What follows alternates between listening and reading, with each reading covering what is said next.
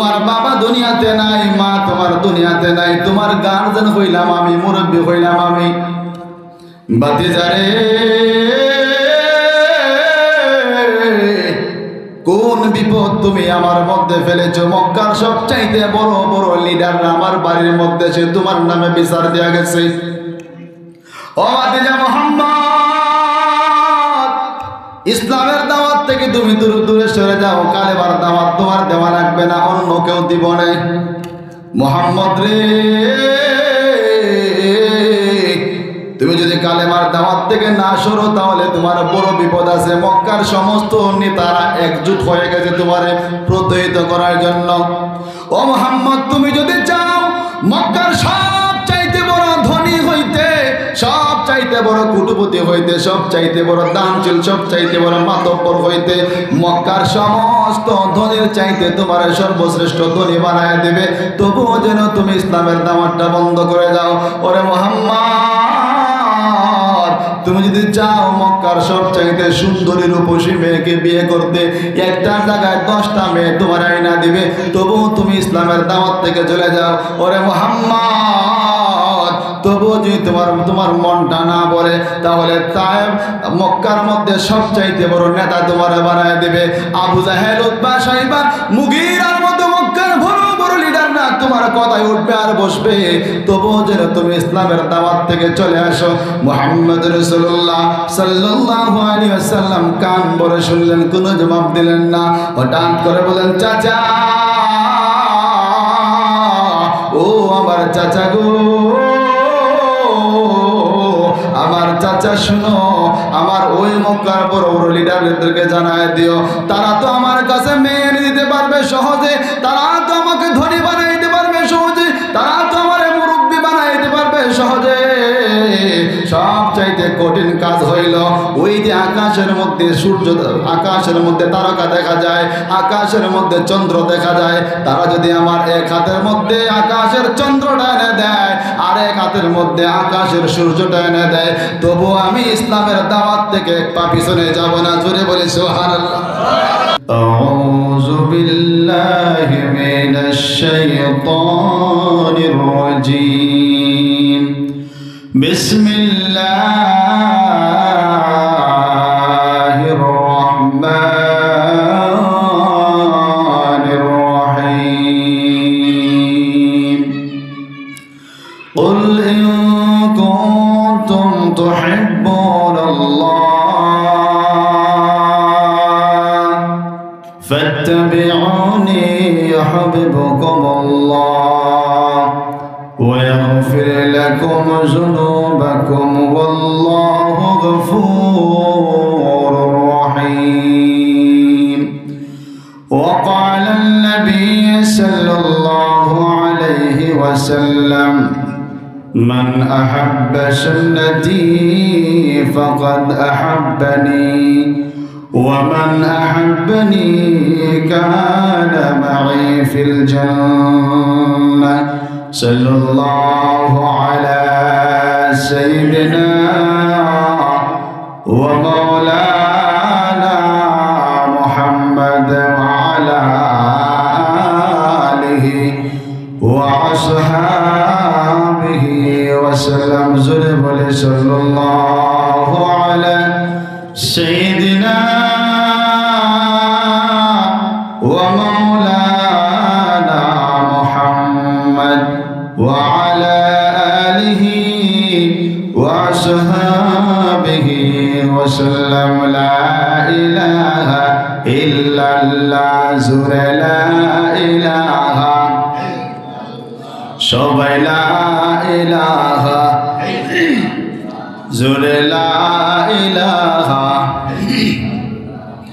দিন কায়েমের जो নিশানায় রয়েছে যাদের নাম লেখা, দিন কায়েমের जो নিশানায় রয়েছে যাদের নাম লেখা, ধন্য হলো যারা নবী পরশে, ধন্য হলো যারা নবী পরশে, সেই হলো সাহাবা। লা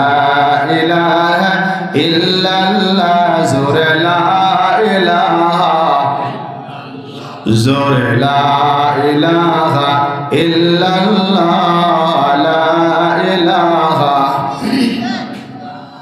খন্দকে খায়বরে উহুদে বদরে সেই রক্তের গ্রাণ জোহার।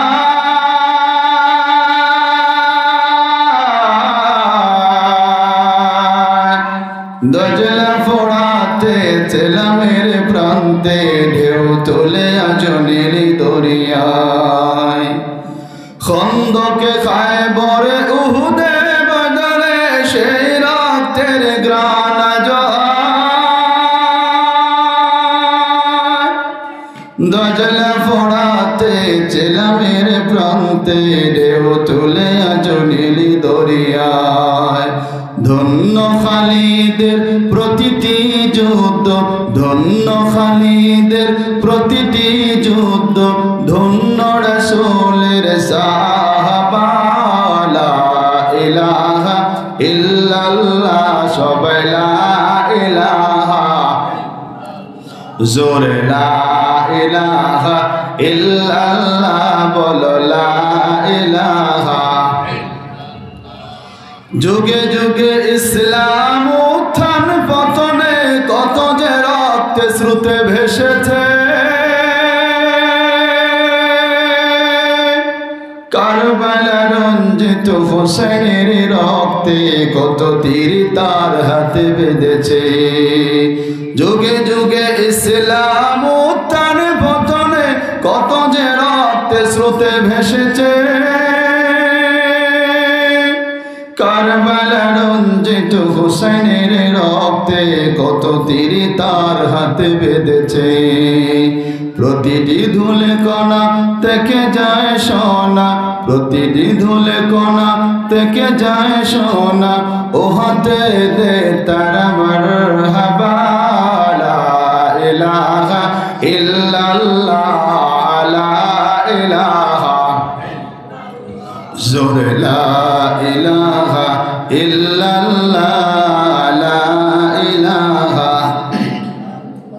লা ইলাহা ইল্লাল্লাহু মুহাম্মাদুর রাসূলুল্লাহ সাল্লাল্লাহু আলাইহি ওয়াসাল্লাম। আজিমনগর ইসলামী কিশোর ও যুব কাফেলার উদ্যোগে সপ্তম বার্ষিকী তাফসীর কুরআন ইসলামী মহাসম্মেলনের বর্তমান অধিবেশন চলিত অধিবেশনের সম্মানিত সভাপতি সাহেব, উপস্থিত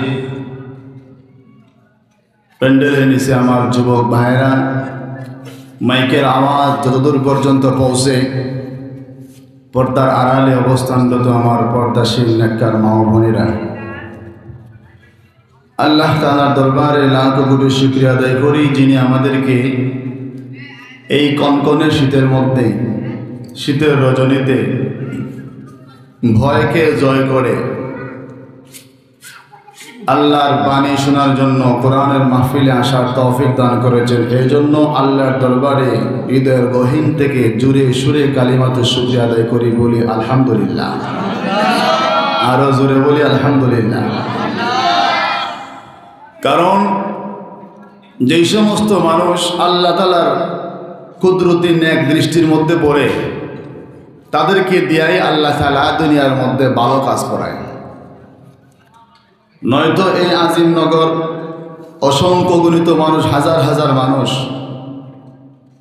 এই কয়েকজন মানুষকে আল্লাহ তাআলা কবুল করেছেন। এর কারণ হইল, বোঝা গেল আল্লাহ রাব্বুল আলামিন নিশ্চয়ই আমাদের উপর রহমতের নজর দিয়েছেন, বলি সুবহানাল্লাহ। কারণ রাসূল সাল্লাল্লাহু আলাইহি ওয়াসাল্লাম বলেন যে এখানে কোরআনের আলোচনা করা হয়, হাদিসের আলোচনা করা হয়, আল্লাহর জিকির হয়, তাসবিহ তাহলিল হয়, ওইখানে আল্লাহর পক্ষ থেকে একদল ফেরেশতা ওই সমস্ত শ্রোতাদেরকে বেষ্টনী দেয়া পাহারা দেয়। সুবহানাল্লাহ বলি।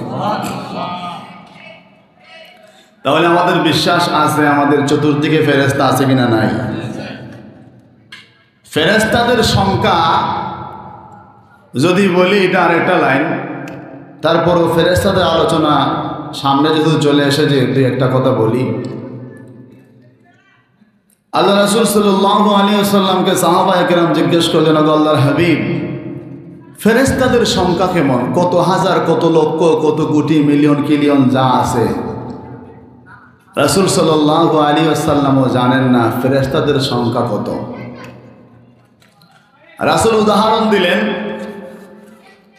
আমি আপনাদের সহজভাবে বুঝাইতে গিয়ে বলতে চাই, আমরা যারা জমিনের মধ্যে ধান কাটি, ধান যে কাটি মুঠ কন্যা আটা কন্যা, আপনারা মুঠ কন্যি, আপনারা তো আমার এলাকারই, আমার বাড়ি বাহুবল, আপনারা বাড়ি আজমিরিগঞ্জ, একই জেলার মানুষ, একই ভাষা হওয়ার কথা। এই যে আমরা যে মুঠ বান্ধি, আমরা এদিকে একদিকে 60টা মুঠ আর একদিকে 60টা মুঠ, মোট 8টা মুঠ বেউ হয় না, বেউর মধ্যে লইয়া যায়। তো যে শক্তিশালী ওই ব্যক্তি কিন্তু 10টা 12টা লয়, এদিকে 5টা এদিকে 5টা। ওই সময় দেখবেন তো যখন এই ধানের মুঠ লিয়া যায়, বাড়িতে আইতেছে ওই হাওয়ার থেকে, দুই দিকে ধানের মুঠ, মাঝখানে কাদের মধ্যে তার লইছে, আর দুই দিকে দৌড়তেছে, হেলতেছে, দুলতেছে, আর বেও শুধু এভাবে দুই সাইডে দুলতেছে। বোঝা যায় যে কোন সময় জানি বেও ভাঙ্গে যাইব গা, ঠিক কিনা? কিন্তু বেও কি ভাঙ্গেনি? যে দূর থেকে হে মনে করে কোন সময় জানি বেও ভাঙ্গা পড়ে, যেভাবে বোঝা লইছে। কিন্তু যার কাদের মধ্যে আছে সে তো বুঝে ভাঙবে না, এটা মজবুত আছে। আমি জানি, আমি এটা নিয়ে প্রতিদিনই কাজ করি। রাসূল সাল্লাল্লাহু আলাইহি ওয়াসাল্লাম বলেন, ঠিক তেমনিভাবে আল্লাহর আরশের মধ্যে, আকাশের মধ্যে এমন পরিমাণ ফেরেশতা, ফেরেশতাদের ভরে আকাশ লেখলেখি কেতকেতি করে, বলি সুবহানাল্লাহ। এত বিশাল পরিমাণ ফেরেশতা। ওই সমস্ত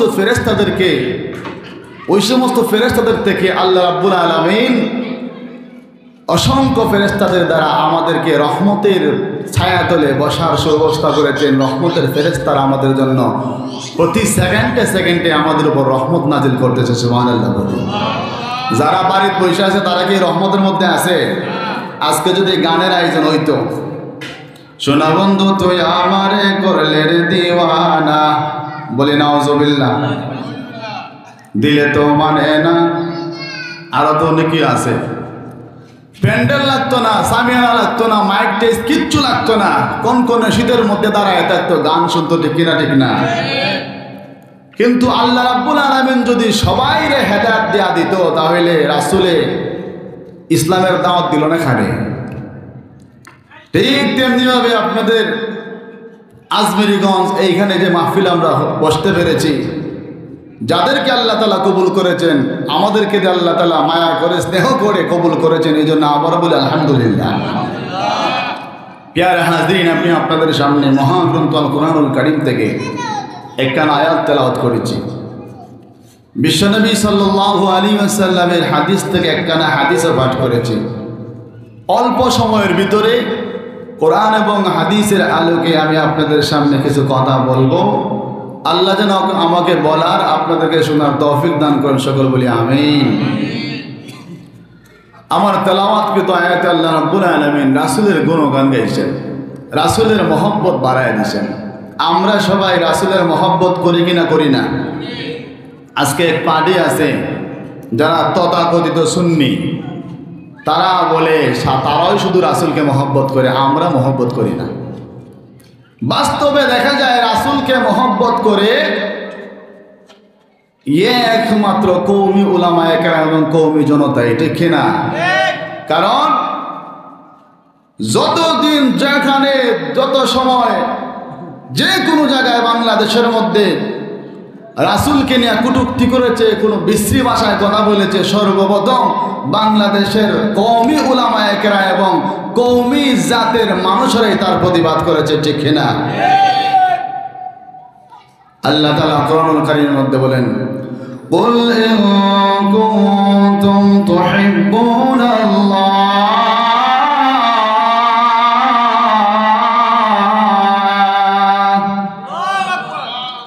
ফাত্তাবিউনি ইউহিব্বুকুমুল্লাহ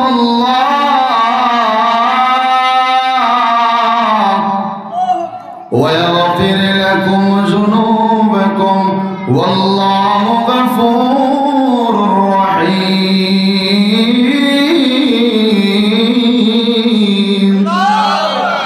আল্লাহ তাআলা বলেন, হো আমার বন্ধু, আমার হাবিব, আল্লাহ রাসূলকে উদ্দেশ্য করে বলেন, ও আমার হাবিব, তাদেরকে জানায় দেন, আপনার উম্মতদেরকে জানায় দেন যারা বলে আমি আল্লাহকে ভালোবাসে, তাদেরকে বলে দিন তারা যেন প্রথমে আপনারে অনুসরণ করে আপনারে ভালোবাসে, তবেই আমি তাদেরকে ভালোবাসবো, তাদের জীবনের গুনাহ মাফ করে দিব। আমি আল্লাহ তাআলা ক্ষমাশীল মেহেরবান। সুবহানাল্লাহ। তাহলে আল্লাহকে ভালোবাসতে হবে, সাথে রাসূলকে কি করতে হবে? ভালোবাসতে হবে। কেমন ভালোবাসতে হবে? একজন ব্যক্তি সব সময় বলতো যে সাহাবীদের চাইতে আমি রাসূলকে বেশি মহব্বত করি। মানুষেরা তারা বুঝাইতো যে সাহাবীর চাইতে রাসূলকে বেশি মহব্বত করার মতো কোনো সিস্টেমই নাই, কারণ সাহাবীদের পায়ের ধুলার সমানও আমরা না। ওই লোকটা না পাগল, আমি রাসূলকে বেশি ভালোবাসি। কিভাবে? একদিন রাসূলকে স্বপ্নে দেখলো, বলে সুবহানাল্লাহ। রাসূলকে একদিন স্বপ্নে দেখলো, রাসূলের সাথে একটা গাড়িতে চড়ে আরো কয়েকজন সাহাবী সহ কোথাও যেন যাইতেছে। হঠাৎ করে রাস্তার মধ্যে গাড়ির চাকা পাংচার হয়ে গেছে, হাওয়া চলে গেছে। এখন গাড়িটা ড্রাইভার তার কন্ট্রোল হারাইয়া পাহাড় থেকে পড়ে যাওয়ার উপক্রম। ওই ব্যক্তিটা স্বপ্নের মধ্যেই দেখতেছে গাড়ির থেকে নামছে, কোথাও নি কোনো পাথর পায়, কোথাও নি কোনো ইটের টুকরা পায়, তাড়াতাড়ি গাছ এই চাকার নিচে জাম দিবে যাতে করে গাড়িটাকে আটকাতে পারে। পাহাড়ের ওই প্রান্ত থেকে ওই প্রান্ত দৌড়াদৌড়ি করে একটা পাথর নিয়ে তাড়াতাড়ি গাড়ির কাছে আইয়া দেখে ওই লোকটা গেছে পাথর টুকাইতে, রাসূলের গাড়ির মধ্যে চাকার মধ্যে জাম দিবে যাতে করে গাড়িটা আর নড়াচড়া করতে না পারে। আয়েশা দেখে ওই গাড়ির মধ্যে থাকা সাহাবায়ে কেরাম কোথাও যায় নাই, নিজের মাথাটারে পাথর বানায়া গাড়ির চাকার জাম দিয়ে দিয়েছে। সুবহানাল্লাহ। ওই লোকটা ঘুম থেকে ওইটা তওবা করল, আল্লাহ সাহাবায়ে কেরাম সত্যি আপনাকে বেশি ভালোবাসতো, বলে সুবহানাল্লাহ। এখন সাহাবায়ে কেরাম রাসূলকে কেমন ভালোবাসতো শুনতে চান কিনা? চান না? রাসূল সাল্লাল্লাহু আলাইহি ওয়াসাল্লাম যখন দ্বীনের দাওয়াত দিতে লাগলেন, আবু জাহেল, উতবা, শাইবা রাসূলকে বলল, ও মুহাম্মদ, তুমি দ্বীনের দাওয়াত দিতে পারবা না। মক্কার মধ্যে আমরা সবচেয়ে বড় লিডার, আমরা সবচেয়ে বড় ধনী, আমরা সবচেয়ে বড় মাতব্বর, তুমি মুহাম্মদের ছেলে, যেন তেন কোনো ছেলে মুহাম্মদ, তুমি নিজেকে নবী দাবি করো, তুমি মক্কার মধ্যে ইসলামের দাওয়াত দিতে পারবা না। তুমি যদি ইসলামের দাওয়াত দাও তোমার কতল করে ফেলবো, বলি নাউজুবিল্লাহ। রাসূলকে যখন কোনোভাবেই তারা ফিরাতে পারে না, কারণ রাসূলের বংশত্ব বড়। আবু তালেব তার চাচা, মক্কার মধ্যে বিশিষ্টজনের মধ্যে একজন।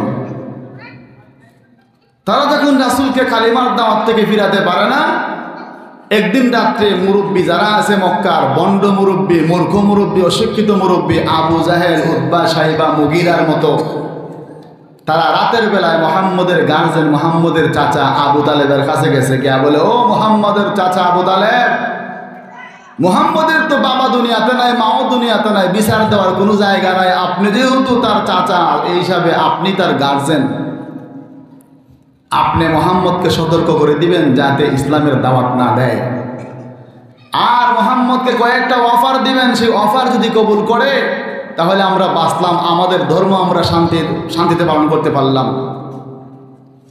তারা বলল, মুহাম্মদকে বলে দিও, মুহাম্মদ যদি মক্কার সবচাইতে বড় ধনী হতে চায়, আমাদের সবার সম্পদ থেকে একটু একটু সম্পদ করে করে পাহাড় পরিমাণ সম্পদের মালিক মুহাম্মদকে বানায় দিব, তবুও যেন মুহাম্মদ ইসলামের দাওয়াতটা বন্ধ করে দেয়, কালেমার দাওয়াতটা বন্ধ করে দেয়, একত্ববাদের দাওয়াতটা বন্ধ করে দেয়।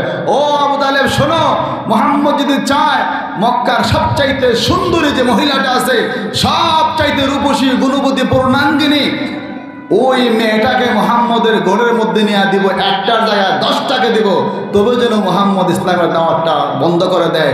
তাও যদি তার মন না চায়, তুমি মুহাম্মদকে বলে দিও, মুহাম্মদকে আমরা মক্কার সবচাইতে বড় নেতা বানায় দিব, মুহাম্মদের কথায় উঠবো আর বসবো, তবুও যেন মুহাম্মদ ইসলামের দাওয়াতটা বন্ধ করে দেয়। কার কাছে নালিশ দিল?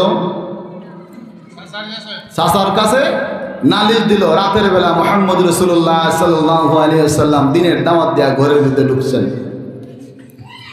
মুহাম্মদ রাসূলুল্লাহ সাল্লাল্লাহু আলাইহি ওয়াসাল্লাম সারাদিন ক্লান্ত চেহারা নিয়ে ঘরের মধ্যে ঢুকলেন। চাচা আবু তালিব বলে, ও মুহাম্মদ ভাতিজা, তোমার বাবা দুনিয়াতে নাই, মা তোমার দুনিয়াতে নাই, তোমার গার্জিয়ান হইলাম আমি, মুরব্বী হইলাম আমি। ভাতিজা রে,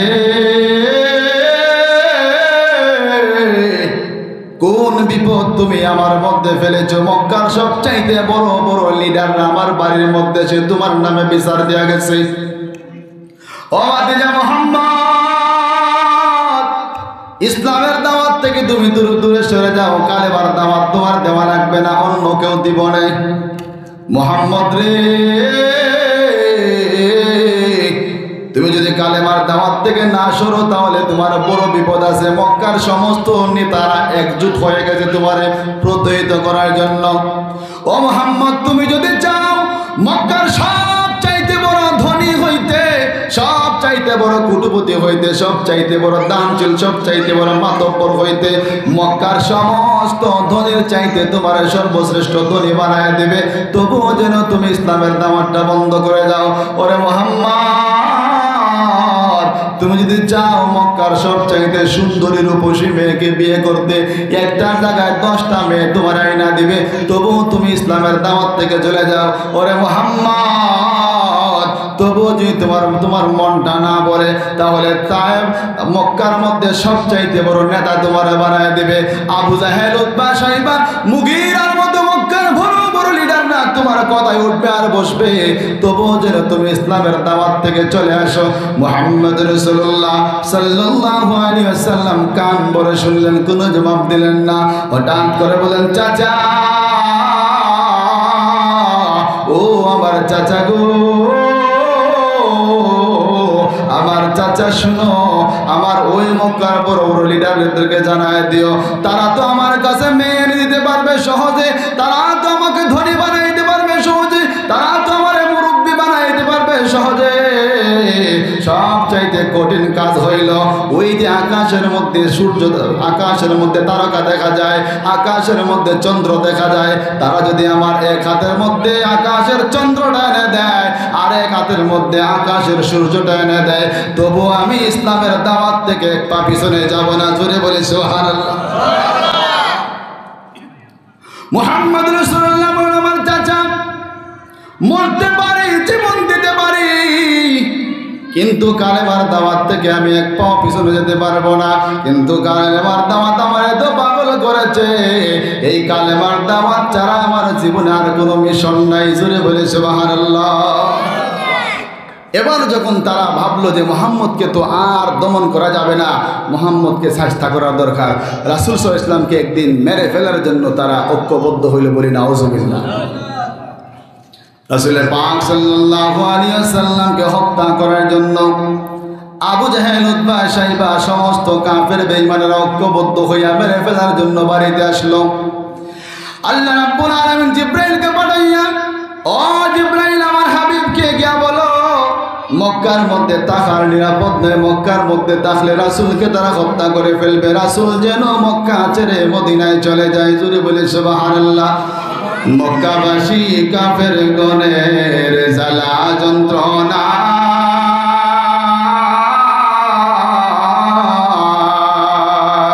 হিজরত করিয়া নবী গেলেন মদিনায়। মক্কাবাসী কাফের গণের জ্বালা যন্ত্রণা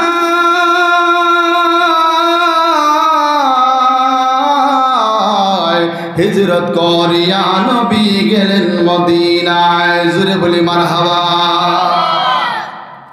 রাসূল নিরাপদে আল্লাহ তাআলার আদেশ পালন করতে গিয়া মক্কা ছাইরা মদিনায় চলে গেছে। মদিনায় যাওয়ার পরে যখন যুগে যুগে যুগে যুগে মানুষেরা ইসলামের ছায়াতলে আসতেছে, মক্কা থেকে আবু জাহেল, উতবা, সাইবা বলে মুহাম্মদকে মদিনার থেকে মক্কা থেকে তাড়ায় দিছি, মদিনার মধ্যে গিয়ে আবার ইসলামের দাওয়াত দেওয়া শুরু করেছে। মুহাম্মদকে এবার আর তার কথা দেওয়া বোঝানো যাবে না, তার সাথে জিহাদের ডাইরেক্ট যুদ্ধের ঘোষণা করে দাও। রাসূল সাল্লাল্লাহু আলাইহি ওয়াসাল্লামের সাথে জিহাদের ঘোষণা করে দিল, যুদ্ধের ঘোষণা করে দিল। রাসূল পাক সাল্লাল্লাহু আলাইহি ওয়াসাল্লামের কাছে অল্প সংখ্যক সাহাবী, মাত্র 313 জন সাহাবী। ওইদিকে কাফেরের সংখ্যা হইল 1000। কয় হাজার? কাফেরের সংখ্যা হইল 1000। এর মধ্যে আবু জাহেল আছে, বড় বড় লিডাররাও আছে। রাসূল সাল্লাল্লাহু আলাইহি ওয়াসাল্লাম চিন্তায় পড়ে গেলেন, হায়রে নতুন নতুন মুসলমান হয়েছে, হঠাৎ করে কাফেরদের সামনে যুদ্ধের ময়দানে তলোয়ার নিয়ে দাঁড়ালে যদি মুসার উম্মতের মধ্যে পালিয়ে যায়, অথবা যদি জিহাদের ময়দানে সমস্ত মুসলমান শহীদ হয়ে যায়, আমি কালেমার দাওয়াত কারে নিয়ে দিব? রাসূল যখন চিন্তা করতেছেন, এর মধ্যে আনসারদের একজন দাঁড়ায় বললাম, ও আল্লাহর হাবিব, চিন্তা করেন কেন গো, টেনশন করেন কেন গো? আপনার চেহারাটা মলিন হয়ে গেছে, আপনি কেন টেনশন করতেছেন? আপনি কি মনে করেছেন আমরা মুসার উম্মতের মতো বিপদের মধ্যে ফেলে, আমরা যেভাবে মুসা যেভাবে বিপদের মধ্যে ফেলে তার উম্মতেরা চলে গিয়েছিল, আমরা চলে যাব না? কাফের বেঈমানেরা যখন আপনার ডান দিকে আপনাকে আক্রমণ করবে, আমরা ডান দিকে গিয়ে আপনাদের বুকটা পেতে দিব, তীরটা আমাদের তলোয়ারটা আমাদের বুকের মধ্যে গাঁথবে। বা কাফেররা যখন বাম দিকে আপনাকে আক্রমণ করবে, আমরা বাম দিকে গিয়ে বুকটা পেতে দিব, বুকের মধ্যে আমাদের তীর দুলবে। কাফের বেঈমানেরা যখন পিছনের সামনে ডাইনে বামে চতুর্দিক থেকে আক্রমণ করবে, আমরা সমস্ত সাহাবায়ে কেরাম ডাল হয়ে আপনার সামনে পিছনে দাঁড়ায় যাব, আমাদের দেহটা চিরে ঝাঁঝরা হয়ে যাবে, তবু আপনার শরীরের মধ্যে একটা ফুলের টুকা লাগতে দেব না। মুহাজিরদের মধ্যে একজন দাঁড়ায় বলল, আল্লাহর হাবিব, আনসার ভাইরা বলেছে আমাদের সাহস হয়েছে, আল্লাহর হাবিব গো, আপনার চেহারাটা মলিন হয়ে গেছে, আপনার চেহারা মলিন হলে দুনিয়াটা অন্ধকার হয়ে যায়। নুরানি চেহারা, যেই চেহারার মুস্কি হাসলে মুক্তা জোরে, এই চেহারার মধ্যে কষ্টের চাপ, দুঃখের চাপ, আপনাকে দেখলে আমাদের সহ্য হয় না। আল্লাহর হাবিব, আনসাররা যেভাবে বলেছে ডাইনে ভাবে সামনে পিছনে তাকাবে, কাফের বেঈমানেরা যখন আপনারে বাম দিকে আক্রমণ করবে, বাম দিকে আমরা বুকটা পেতে দিব, ডান দিকে যখন কাফের বেঈমানেরা আপনাকে আক্রমণ করবে, আমরা সেদিকে দাঁড়িয়ে যাব। ডাইনে বামে সামনে পিছন থেকে চতুর্দিক থেকে যখন তারা আপনাকে আক্রমণ করবে, আমাদের বুকটা পেতে দিব, আমাদের কলিজা ছিঁড়ে পিছন থেকে তলোয়ারটা বেরিয়ে যাবে, তবু আপনার শরীরের মধ্যে একটা ফুলের টুকা লাগতে দেব না। এবার রাসূল মুসমুসাইয়া হাসেন, সুবহানাল্লাহ বলি। কারণ রাসূলের সাহস বাড়ছে কিনা? বাড়ছে না? রাসূল মনে মনে ভাবছিলেন যে আমার অল্প সংখ্যক সাহাবী, মাত্র 313 জন, এই সমস্ত সাহাবীদেরকে নিয়ে 1000 সৈন্যের সাথে কেমনে যুদ্ধ করবো? 313 জন সাহাবী, তাও তাদের হাতের মধ্যে অস্ত্র নাই, কারো হাতে পুরান একটা তলোয়ার, কারো হাতে জঙ্কার পরা তলোয়ার, কারো হাতে খেজুরের ডাল। বলি সুবহানাল্লাহ। রাসূল সাল্লাল্লাহু আলাইহি ওয়াসাল্লাম চিন্তার মধ্যে পড়ে গেছিলেন, কিন্তু সাহাবায়ে কেরামের হুঙ্কারে রাসূলের মনটা ভরে গেল। সুবহানাল্লাহ বলি। ও আজমিরগঞ্জের বাইরে শোনো, রাসূল 1400 বছর আগে দুনিয়া থেকে চলে গেছে, সাহাবায়ে কেরাম যে ভালোবাসা দেখাইছে, এখন যদি পৃথিবীর কোন বুকে, বাংলার কোন বুকে কোন নাস্তিক আমার আল্লাহ এবং রাসূলকে কটূক্তি করে, আমরা যারা মুসলমান আছি তাদের বিরুদ্ধে গর্জে উঠব, আমাদের জীবনটা বিলিয়ে দিব, তবু রাসূলের অপমান সহ্য করব না। বলেন ঠিক কিনা? কারণ আমার সন্তানের আগে আমার রাসূল, আমার বাবার আগে আমার রাসূল, আমার মায়ের আগে আমার রাসূল, আমার দান সম্পদ বাড়ি গাড়ি সব কিছুর চাইতে সর্ব আগে আমার রাসূল। জোরে বলেন ঠিক কিনা? এই জন্য আল্লাহ তাআলা বলেন, কুল ইন কুনতুম তুহিব্বুনাল্লাহ ফাত্তাবিউনি ইউহিব্বুকুমুল্লাহ।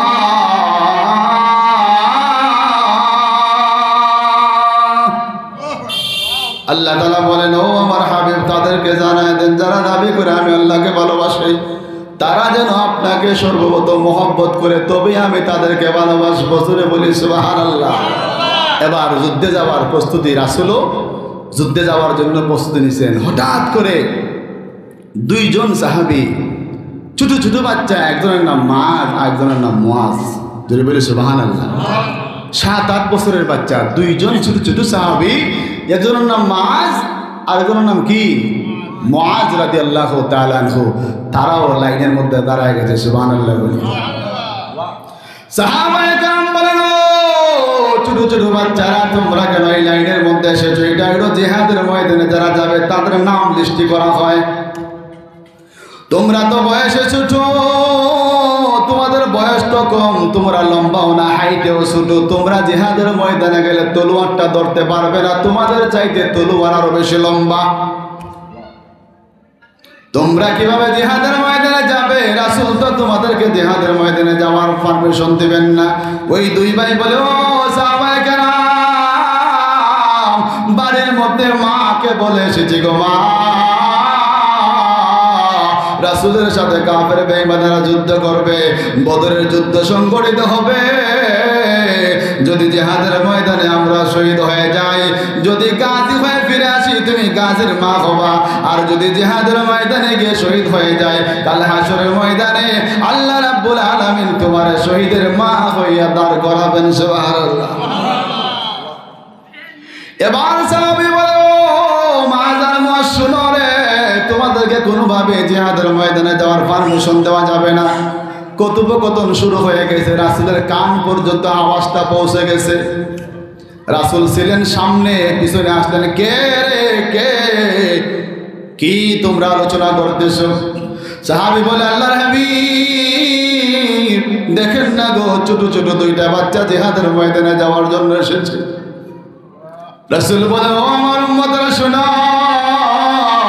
তোমরা কার সন্তান, কার ভাই, কার বোন আমি তো তোমাদেরকে চিনি না, কিন্তু তোমরা আমার জন্য তো মহব্বত, আমার জন্য জীবন দেওয়ার জন্য ছোটবেলায় জিহাদের ময়দানে যাওয়ার জন্য চলে এসেছো, তোমাদেরকে তো জিহাদের ময়দানে নেওয়া যাবে না। ওই দুইজন সাহাবী বলে, আল্লাহর হাবিব জিহাদের ময়দানে না যাওয়া পর্যন্ত বাড়িতে ফিরে যাব না। জোরে বলে সুবহানাল্লাহ। এবার রাসূল বলেন, ঠিক আছে, তোমাদের দুইজনকে নেওয়া যাবে না, তোমাদের দুইজন থেকে একজনকে নিব, যার গায়ের মধ্যে শক্তি বেশি, যে বেশি পলোয়ান, যে ব্যক্তি শক্তিশালী বেশি, তার জিহাদের ময়দানে নিব। এবার বড় ভাই ছোট ভাইয়ের দিকে তাকায়, ছোট ভাই বড় ভাইয়ের দিকে তাকায়, কার শরীরের মধ্যে শক্তি বেশি? রাসূল বলেন, দুই ভাই কুস্তি লাগো। সুবহানাল্লাহ। আরো জোরে বলে সুবহানাল্লাহ। রাসূল বলেন, দুই ভাই কুস্তি লাগো, যে যারে নিচে পালাইতে পারবা, যে উপরে থাকবা, তার বুঝবো শক্তি বেশি, তার জিহাদের ময়দানে নিব। এবার দুই ভাই কুস্তি লাগছে, চতুর্দিকে সাহাবায়ে কেরাম দাঁড়ায় দাঁড়ায় দেখতেছে। বড় ভাই ছোট ভাইয়ের কুস্তি লাগায় পড়ে, বড় ভাই ছোট ভাইরে নিচে পড়ায় দিছে। এবার বড় ভাই হাত তুলে বলো, আল্লাহর হাবিব আমি আমার ছোট ভাইরে নিচে ফেলায় দিছি, আমার শক্তি বেশি, আমারে আপনি জিহাদের ময়দানে নেওয়ার জন্য লিস্টের মধ্যে নাম তুলেন। এবার রাসূল বলেন, ঠিক আছে, তোমারে জিহাদের ময়দানে নিব। এবার ছোট ভাই নিচে পড়েছে, তার বড় ভাইরে কানে কানে বলে, ভাই তুমি আর আমি না মার কাছে ওয়াদা করে এসেছি, দুই ভাই জিহাদের ময়দানে যাব, এখন তুমি আমারে রেখে জিহাদের ময়দানে যাবে কেমন করে? ও ভাই, তুমি আমার একবার নিচে ফেলাইছো, আল্লাহ রাসূল দেখছে তোমার শক্তি বেশি, একটি বারের জন্য আমারে তুমি একবার তোমার নিচে ফেলাইতে দাও, যাতে করে রাসূল মনে করো আমারও বেশি শক্তি আছে। রাসূল সাল্লাল্লাহু আলাইহি ওয়াসাল্লাম তাদের কথা শোনার পরে রাসূলের চক্ষু বেয়ে বেয়ে পানি পড়তেছে। বলে, ওরা আমার সাহাবী মাজার মুআজ, তোদের ভালোবাসা দেখে আমার কলিজাটা ভরে গেছে। ঠিক আছে, তোদেরকে আমি জিহাদের ময়দানে যাওয়ার জন্য পারমিশন দিয়ে দিলাম। এবার সাহাবায়ে কেরামের সাথে ছোট ছোট দুজন সাহাবী জিহাদের ময়দানে যায়। বলি সুবহানাল্লাহ। জিহাদ সংগঠিত হয়ে গেছে। বদরের প্রান্তে হাজার হাজার কাফের বেঈমান, 1000 কাফের, তাদের কাছে উটও আছে, ঘোড়াও আছে, তলোয়ারও আছে, ধনুক আছে, যা অস্ত্রের মধ্যে যা লাগে সুসজ্জিত বাহিনী। আর রাসূল সাল্লাল্লাহু আলাইহি ওয়াসাল্লাম একজন সাহাবায়ে কেরাম বলতেছেন, ও আল্লাহর হাবিব আমারে আপনি একটা লাঠি দেন, একটা তলোয়ার দেন, একটা অস্ত্র দেন। রাসূল ডাইনে বামে তাকায় দেখেন কোনো অস্ত্র নাই, একটা মরা খেজুরের ডাল তার হাতের মধ্যে তুইলা দিয়েছেন। ওই সাহাবী মরা খেজুরের ডাল হাতের মধ্যে নিয়ে বলে, আল্লাহর রাসূল ওই মরা খেজুরের ডালটা মাটিতে পড়ে থাকা অবস্থায় মরা খেজুরের ডাল ছিল, যেই মাত্র আপনি আমার হাতের মধ্যে তুলে দিয়েছেন, আমি মনে করি এটা আমার জন্য তলোয়ার হয়ে গেছে। সুবহানাল্লাহ। কোন কাফের বেঈমান যদি আমার চোখের সামনে আসে, এই মরা ডাল দিয়ে তার জান আমি জাহান্নামের মধ্যে পাঠিয়ে দিব। সুবহানাল্লাহ। এবার জিহাদের ময়দানের মধ্যে কাফের বেঈমানেরা সুসজ্জিত হয়ে দাঁড়িয়ে আছে। জিহাদ শুরু হয়ে গেছে, যুদ্ধ শুরু হয়ে গেছে, বাঁচা মরার লড়াই। কারণ রাসূল মক্কা ছেড়ে মদিনার মধ্যে আসলেন শান্তিতে বসবাস করবেন। রাসূল মদিনার মধ্যে এসে শান্তিতে বসবাস করতে দেয় না। বলা হয় যেটাকে পায়ের মধ্যে পাও দিয়া ঝগড়া করা। একজন মানুষ বাজারে দিয়ে হাঁটতেছে নিরিবিলি নিরিবিলি, আপনি তারে ধাক্কা মারছেন, কোনো কথা বলে না। আরেকবার ধাক্কা মারছেন, কোনো কথা বলে না। আরেকবার ধাক্কা মারছেন, ওই লোকটাকে তখন আর সহ্য করবে? ওয়ালের মধ্যে যখন ফিট থেকে যায় তখন কি আর কোনো কিছু বাধা হয়ে দাঁড়াবে? কারণ তখন মান সম্মানের উপরে চলে যায়, তখন পাল্টা আক্রমণ করার জন্য প্রস্তুত হয়ে যায়। জিহাদের ময়দানের মধ্যে জিহাদ শুরু হয়ে গেল। মাঝ আর মুআজ দুইটা তলোয়ার হাতের মধ্যে লইয়া একবার জিহাদের ওই প্রান্তে যায়, আর একবার জিহাদের ওই প্রান্তে যায়। সাহাবায়ে কেরাম দেখতেছেন মাঝ আর মুআজ কি যেন খুঁজে, তাদের টার্গেট হইল আবু জাহেল। সুবহানাল্লাহ বলি। তারা বলে মশা মাইরা হাত কালা করব না, মারতে যদি হয় আবু জাহেলকে মারবো। শুনেছি মক্কার মধ্যে সবচাইতে বেশি কষ্ট দিয়েছে আবু জাহেল। একজন সাহাবীকে বলতেছে, ও চাচা বলুন না গো আবু জাহেলকে, তার জীবনেও দেখি না, তার চেহারাটা একটু দেখায় দেন। সাহাবী বলে, তোমরা ছোট ভাই, তোমরা দুইজন ছোট ছোট মানুষ কি করবা? বলে, ও চাচা আমরা মশা মাইরা হাত কালা করতে চাই না, আমাদের টার্গেট হইল আবু জাহেলকে হত্যা করা। ওই সাহাবী বললেন, ওই দেখো ঘোড়ার উপরে সুসজ্জিত অস্ত্র নিয়ে দাঁড়ায় রয়েছে, ওই দেখা যায় আবু জাহেল।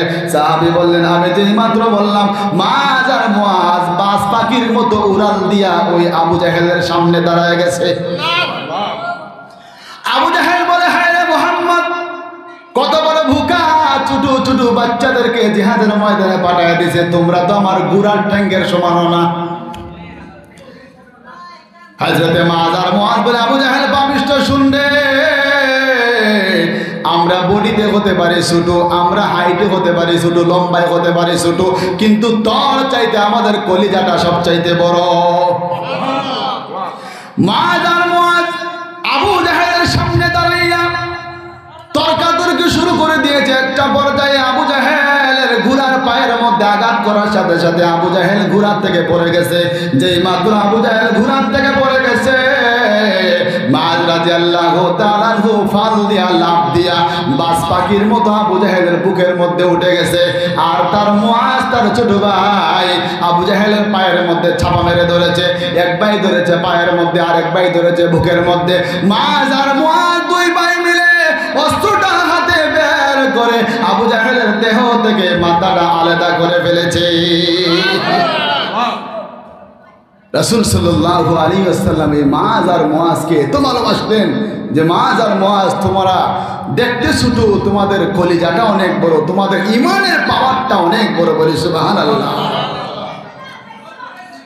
এই কারণে আমি বলতে চাই, ভাইয়েরা আমার, বন্ধুরা আমার, আমরা সবাই বলি রাসূলকে মহব্বত করি, আমরা সবাই বলি রাসূলের উম্মত, আমরা কিন্তু কাজের বেলায় উম্মতি দেখাই না। সাদ ইবনে আবি ওয়াক্কাস রাদিয়াল্লাহু তাআলা আনহু বিশ্বনবী সাল্লাল্লাহু আলাইহি ওয়াসাল্লামের ঘনিষ্ঠ একজন সাহাবী ছিলেন, বীর যোদ্ধা ছিলেন। ওনারে পাঠাইলেন জিহাদ করার জন্য, কাফের বেঈমানদের সাথে মোকাবেলা করার জন্য। উনি 10,000 সৈন্য নিয়ে আফ্রিকার জঙ্গলের পাশে যাওয়ার পরে সন্ধ্যা হয়ে গেছে। আফ্রিকার জঙ্গলের মধ্যে ভালুকের মতো হিংস্র জানোয়ার বসবাস করে। কাফের বেঈমানেরা শুনতে পারলো যে সাদ ইবনে আবি ওয়াক্কাসের যে কাফিলাটা আমাদের সাথে যুদ্ধ করার জন্য এসেছিল, ওই কাফিলাটা এমন জায়গার মধ্যে তাঁবু গাড়ছে যেখানে হিংস্র প্রাণীরা বসবাস করে। মুহাম্মদের সৈনিকেরা তো ভুখা, আজকে রাত্রের ভিতরেই মুহাম্মদের সমস্ত সৈনিকদেরকে বাঘ সিংহে খেয়ে ফেলবে। বলি নাউজুবিল্লাহ। সাদ ইবনে আবি ওয়াক্কাস রাদিয়াল্লাহু তাআলা আনহু এই কথাটা উপলব্ধি করতে পারলেন। ইনি বিশাল বড় একটা মঞ্চ তৈরি করলেন। মঞ্চ তৈরি করে ঘোষণা দিলেন, হে জঙ্গলের হিংস্র প্রাণীরা শোনো, আমরা দুনিয়ার যেন তেন কোনো মানুষ নয়, আমরা মুহাম্মদ রাসূলুল্লাহ সাল্লাল্লাহু আলাইহি ওয়াসাল্লামের আদেশে জিহাদের পতাকা, কালেমার পতাকা উড্ডীন করার জন্য আমরা সারা পৃথিবীতে ইসলামের পতাকা উড়াবো। তোমরা আজকে এই জঙ্গলে কবরের পাশে আমরা অবস্থান নিয়েছি, আমাদের স্বার্থে তোমরা এখান থেকে আজকের জন্য চলে যাও। সাদ ইবনে আবি ওয়াক্কাস রাদিয়াল্লাহু তাআলা আনহুর ঘোষণার পরে দেখা গেল সাহাবায়ে কেরাম লক্ষ্য করে দেখলেন বাঘের কাতারে বাঘ, সিংহের কাতারে সিংহ, সাপের কাতারে সাপ, যার যার বাচ্চা এবং ডিম মুখে নিয়ে সাহাবীদের এলাকা ছেড়ে নিরাপত্তার স্বার্থে অন্যত্র চলে গেছে। সুবহানাল্লাহ। ও মুসলমান, আমরা এখানে শুনতে চাই, মুসলমানেরা বীরের জাতি, মুসলমানেরা সিংহের জাতি। মুসলমানদের শরীরের মধ্যে বিড়ালের রক্ত নয়, মুসলমানদের শরীরের মধ্যে সিংহের রক্ত, বাঘের রক্ত, হযরত সাদ ইবনে আবি ওয়াক্কাসের রক্ত, আলীর রক্ত, ওমরের রক্ত, খালিদ ইবনে ওমরের রক্ত, শাহজালালের রক্ত। মুসলমানরা যেখানে দাঁড়িয়ে আল্লাহু আকবার দিবে, কোন নাস্তিক মুরতাদ বেঈমানেরা মুসলমানদের সামনে এক সেকেন্ড দাঁড়াতে পারবে না, ঠিক কিনা? কারণ মুহাম্মদ রাসূলুল্লাহ সাল্লাল্লাহু আলাইহি ওয়াসাল্লামের জন্য যারা নিবেদিত প্রাণ হয়ে গেছে তাদের আর কোনো ভয় নাই। আর কোনো ভয় আছে নি? ভয় হইল কাপুরুষের জন্য, মুসলমানদের কোনো ভয় নাই। এই জন্য রাসূল সাল্লাল্লাহু আলাইহি ওয়াসাল্লামের সাহাবায়ে কেরাম দৃষ্টান্ত স্থাপন করেছেন যে দেখো মুহাম্মদ উম্মতেরা কিয়ামত পর্যন্ত যারা আসবে, আমরা কেমন ভাবে মুহাম্মদকে ভালোবাসতাম আর তোমরা কেমন ভাবে রাসূলকে ভালোবাসো। বলে সুবহানাল্লাহ। দুনিয়ার মধ্যে রাসূল সাল্লাল্লাহু আলাইহি ওয়াসাল্লামকে আগমন করার পরে যুগে যুগে কয়েক লক্ষ, প্রায় 1,24,000 পয়গম্বর আল্লাহ তাআলা দুনিয়ার মধ্যে পাঠাইছেন দ্বীনের দাওয়াত দেওয়ার জন্য। কোন নবীরে পাঠাইছেন একটা অঞ্চলের জন্য, কোন নবীরে পাঠাইছেন একটা এলাকার জন্য, একটা বংশের জন্য, একটা গোষ্ঠীর জন্য। আর আপনার আমার নবীকে বানাইছেন গোটা পৃথিবীর জন্য। সুবহানাল্লাহ। আরো জোরে বলি সুবহানাল্লাহ। মুসা আলাইহিস সালাতু ওয়াস সালাম বানাইলেন বনি ইসরাইলের জন্য, কওমে লূতকে বানাইলেন কওমে লূতের জন্য। এভাবে বিভিন্ন নবীকে বিভিন্ন গোত্রের জন্য, বংশের জন্য, এলাকার জন্য, গ্রামের জন্য, শহরের জন্য নবী বানাইছেন। কিন্তু আল্লাহ রাব্বুল আলামিন আপনার আমার নবী মুহাম্মদ রাসূলুল্লাহ সাল্লাল্লাহু আলাইহি ওয়াসাল্লামকে গোটা পৃথিবীর জন্য নবী বানায়া ঘোষণা করেন, হে নবী, আপনি শুধু নবীই নয়, আপনি হলেন গোটা পৃথিবীর জন্য রহমত। জোরে বলি সুবহানাল্লাহ। আল্লাহ কোরআনের মধ্যে ঘোষণা করেন, ওয়ামা আরসালনাকা ইল্লা রাহমাতাল লিল আলামিন, ওয়ামা আরসালনাকা ইল্লা রাহমাতাল লিল আলামিন। আল্লাহ রাব্বুল আলামিন কোরআনের মধ্যে বলে দেন, ও আমার নবী, আপনারে আমি শুধু নবী বানাই নাই, গোটা পৃথিবীর জন্য, গোটা মানব জাতির জন্য, দানবের জন্য, কাফেরের জন্য, বেঈমানের জন্য, পৃথিবীর সব কিছুর জন্য আপনারে রহমত হিসেবে আমি প্রেরণ করেছি। বলি সুবহানাল্লাহ। তায়েফের ময়দানে বিশ্বনবী সাল্লাল্লাহু আলাইহি ওয়াসাল্লামকে যখন কাফেররা মারে, কাফের বেঈমানেরা তায়েফের ময়দানে রাসূলকে যখন মারে,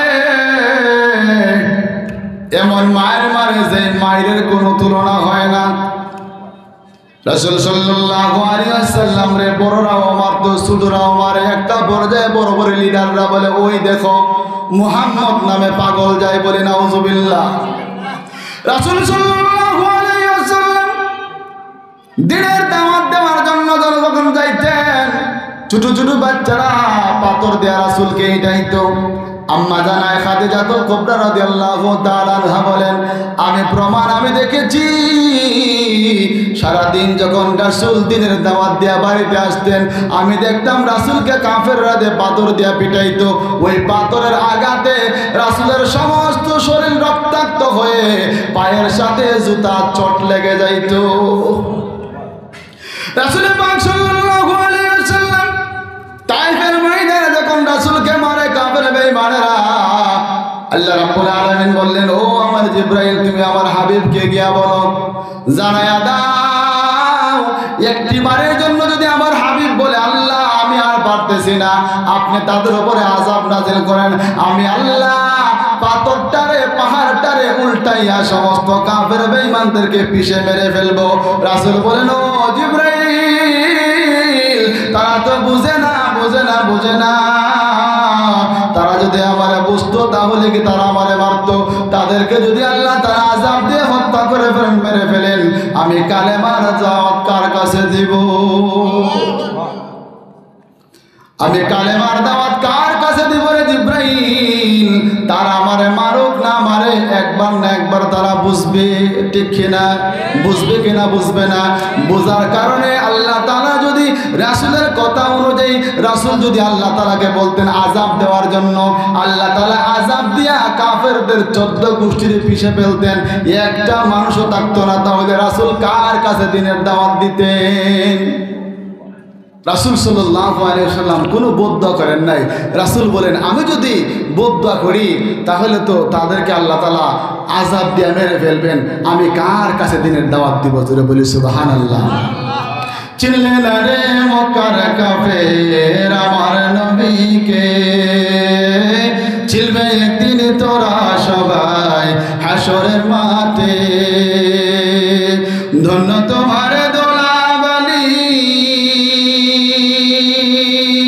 ধন্য তোমার কুল সোনার মদিনা, তোমার কোলে শুইলেন নবী আখির জামানা। ধন্য তোমার ধুলাবালি, ধন্য তোমার কুল সোনার মদিনা, তোমার কোলে শুইলেন নবী আখির জামানা। ঠিক কিনা? চিনলে না রে মক্কার কাফের আমার নবীকে, চিনবে একদিন তোরা সবাই হাসরের মাঠে। উম্মত উম্মত বলে যেদিন, উম্মত উম্মত বলে যেদিন, আসবেন দৌড়িয়ার সোনার মদিনা, তোমার কোলে শুইলেন নবী আখির জামানা। জোরে বলে মারহাবা। এই জন্য আল্লাহ তাআলা বলেন ও আমার হাবিব, আপনাকে যারা ভালোবাসবে তাদেরকে আমি ভালোবাসবো, মহব্বত করে দিব। শুধু তাই না, তাদের জিন্দেগির সমস্ত গুনাহ খাতা আমি মাফ করে দেব। রাসূল সাল্লাল্লাহু আলাইহি ওয়াসাল্লামকে ভালোবাসতেন আরো সাহাবী, বলবো কিনা বলবো না? বিশ্বনবী সাল্লাল্লাহু আলাইহি ওয়াসাল্লাম বদরের যুদ্ধের পরে বারবার রাসূলকে আক্রমণ করার জন্য যুদ্ধের ঘোষণা করা হইল। বেলাল হাবশী রাদিয়াল্লাহু তাআলা প্রতিদিন মসজিদের মধ্যে আযান দেয়, হাইয়া আলাস সালাহ,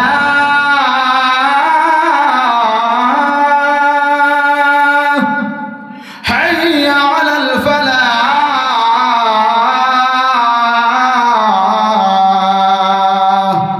আসো নামাজের দিকে আসো, কল্যাণের দিকে আসো। বেলালে প্রতিদিন আযান দেয়, কিন্তু হঠাৎ করে বেলালে হাইয়া আলাস সালাহ বলে না, হাইয়া আলাল ফালাহ বলে না।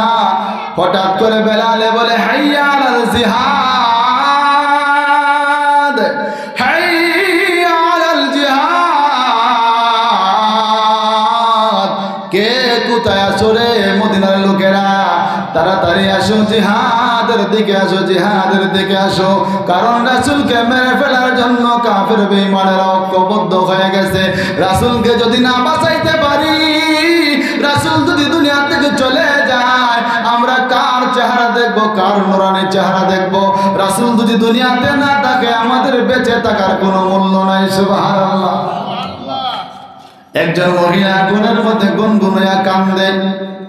ছোট্ট একটা বাচ্চা গিয়া বলে মা কেন গো, কি কারণে তুমি কান্দো? মা বলে বাবা রে, প্রতিদিন বেলাল নামাজের জন্য আযান দেয়, হাইয়া আলাস সালাহ, হাইয়া আলাল ফালাহ। আজকে বলতেছে ও মদিনার লোকেরা কে কোথায় আসো, হাইয়া আলাল জিহাদ, আসো রে জিহাদের দিকে আসো। ওরে আমার সন্তান, আমি এই জন্য কান্দি, আজকে যদি আমার বড় একটা সন্তান থাকতো তাহলে আমি আমার সন্তানটারে জিহাদের ময়দানে পাঠাইয়া, জিহাদের ময়দানে শহীদ করাইয়া, কালকে আমাদের ময়দানে হাসরের মাঠে আমি শহীদের মা হিসেবে দাঁড়াইতে পারতাম। আরো আসতে বলেন সুবহানাল্লাহ। ওই বাচ্চা তখন বলে মা গো, রাগ করো না গো, তোমার আমি একটা কথা বলি মা, শুনো গো, আমার বড় কোনো ভাই নাই, আমার বাবাও নাই, তাতে কি হয়েছে? তোমার মনের আশা আমি পূরণ করব, তুমি আমার নিয়ে চলো রাহমাতুল্লিল আলামিনের দরবারে। মা বলে, সন্তান রে তুই তো ছোট, তোরে তো লইয়া যাব কিভাবে, তুই তো নিজেই হাঁটতে পারিস না। বলে, মা গো, তোমার মনের মধ্যে যে ব্যথা আছে, তোমার মনের মধ্যে যে আকাঙ্ক্ষা আছে, তোমার মনের মধ্যে ইচ্ছা আছে, আমি সন্তান হইয়া তোমার মনের আশা আমি পূরণ করতে চাই। মা বলে, সন্তান রে আজকে যদি রাসূলে মহিলাদেরকে জিহাদের ময়দানে যাওয়ার জন্য অনুমতি দিত, তাহলে সবার আগে আমি আমার নামটা জিহাদের জন্য লিস্ট করাইতাম। এবার বিশ্বনবী সাল্লাল্লাহু আলাইহি ওয়াসাল্লামের কাছে ছোট্ট সন্তানটারে মা কুলের মধ্যে নিয়া রাসূল যেখানে সাহাবায়ে কেরামদেরকে লিস্ট করতেছেন, ওইখানে ওই মহিলাটা চলে গেলে, বলি সুবহানাল্লাহ। ওই মহিলাটা সন্তানটারে কুলের মধ্যে নিয়া সাহাবায়ে কেরামের লাইনের মধ্যে দাঁড়ায় গেছে। একজন সাহাবী বলে, মা কে গো, কোথায় থেকে এসেছো? মহিলাদেরকে জিহাদের দেওয়ার জন্য পারমিশন নাই, এটা হলো পুরুষদের লাইন। মহিলাটা বলে, ওরে সাহাবী, আমার যদি জিহাদের ময়দানে যাওয়ার জন্য পারমিশন দিত তাহলে তো আমি আগে আসতাম। আমি জানি না জিহাদের ময়দানে মহিলাদেরকে নেওয়া হয় না। আমি আমার ছোট্ট বাচ্চাটাকে রাসূলের কাছে দেওয়ার জন্য এসেছি। সাহাবায়ে কেরাম বলে, মা ছোট বাচ্চাকেও জিহাদের ময়দানে নেওয়া হবে না, মহিলাদেরকেও জিহাদের ময়দানে নেওয়া হবে না গো মা। বাড়িতে চলে যাও গো, যাও বাড়িতে চলে যাও। তোমার সন্তান যদি বড় হয় তখন তুমি রাসূলের কাছে নিয়ে আইসো। ওই মহিলার সাথে সাহাবায়ে কেরাম কথা তর্কাতর্কি শুরু হয়ে গেছে। রাসূলের কানের মধ্যে আওয়াজ চলে গেছে, সুবহানাল্লাহ বলে। রাসূল চলে এসেছেন। মা কি হয়েছে গো? ও আল্লাহর হাবিব, গো আল্লাহর রাসূল, আমার বড় কোনো সন্তান নাই। আমি শুনেছি বেলালে আযান দিতেছে, হাইয়া আলাল জিহাদ। আজকে আমার ঘরের মধ্যে বড় কোনো সন্তান থাকলে আপনার কাছে আমি নিয়ে আসতাম জিহাদের ময়দানে পাঠানোর জন্য। আমার বড় কোনো সন্তান না থাকার কারণে আমি ছোট বাচ্চারে তোমার কাছে নিয়ে এসেছি। রাসূল বলেন, মা ছোট বাচ্চারে জিহাদে ময়দানে নেওয়ার কোনো পারমিশন নাই। তখন ওই ছোট বাচ্চা বলে, ও আল্লাহর হাবিব, কেন গো তুমি আমারে নেবেন না? কেন গো আমারে নেবেন না? আমি বাড়িতে দেখেছি মা যখন রান্না করে সর্বপ্রথম ছোট লাকড়ি চুলার মধ্যে দেয়, সর্বপ্রথম চুলার মধ্যে ছোট লাকড়ি দিয়ে আগুন ধরায়। আগুনটা যখন বেড়ে যায় তখন বড় বড় লাকড়ি ঢোকায়। ও রাসূলুল্লাহ, হাবিবাল্লাহ, জিহাদের ময়দানে সর্বপ্রথম রাসূল আপনাকে যখন কাফের বেঈমানেরা তলোয়ারটা দিয়ে আঘাত করবে, ধনুক যখন মারবে, তীর যখন মারবে, ডাইনে দিয়ে যখন তীর মারবে, আমার আপনি এইভাবে ডান দিকে তুলে ধরবেন। বাম দিকে যখন তীর মারবে, আমার আপনি বাম দিকে তুলে ধরবেন। আমার বুকটা ছিঁড়ে যাত্রা হয়ে যাবে, তবু আপনার শরীরের মধ্যে একটা ফুলের টুকাও লাগতে দেব না। রাসূল বলেন, না না, তোমার জিহাদের ময়দানে নেওয়া যাবে না। ওই ছোট্ট বাচ্চা যখন পিরাপিরি করতেছে, আল্লাহ রাব্বুল আলামিন জিবরাইলে পাঠাই দেন, জিবরাইল রে আমার হাবিবের কাছে যাও, আমার হাবিবের কাছে যাও। আমার হাবিব দুনিয়াতে সাহাবায়ে কেরামের লিস্টি করে একটা, আমি আল্লাহ তাআলা আমার আরশে আজিমের মধ্যে লিস্টি করে আরেকটা। আমার হাবিব দুনিয়ার মধ্যে ওই ছোট্ট সাহাবীর নাম লিস্ট করার আগে আমি আল্লাহ তাআলা আমার খাতার মধ্যে ওই সাহাবীর নাম লিস্ট করে নিয়েছি। সম্মানিত হাজিরিন কেরাম, আমি যে আয়াত তেলাওয়াত করেছি রাসূলের মহব্বতের প্রতি, রাসূলকে ভালোবাসার প্রতি। আজকে আমরা আলোচনা শুনি, এক কানে দিয়ে ঢুকে আরেক কানে দিয়ে বের হয়ে যায়। এখান থেকে চলে যাওয়ার পরে আমাদের আর কোনো খবর নাই। যতদিন দুনিয়াতে বাঁচবো, যতদিন দুনিয়াতে আল্লাহ তাআলা হায়াত দিবেন, তৌফিক দিবেন, রাসূলের মহব্বত যেন আমরা রাখতে পারি। সকলে বলি আমিন। আসসালামু আলাইকুম ওয়া রাহমাতুল্লাহি ওয়া বারাকাতুহু।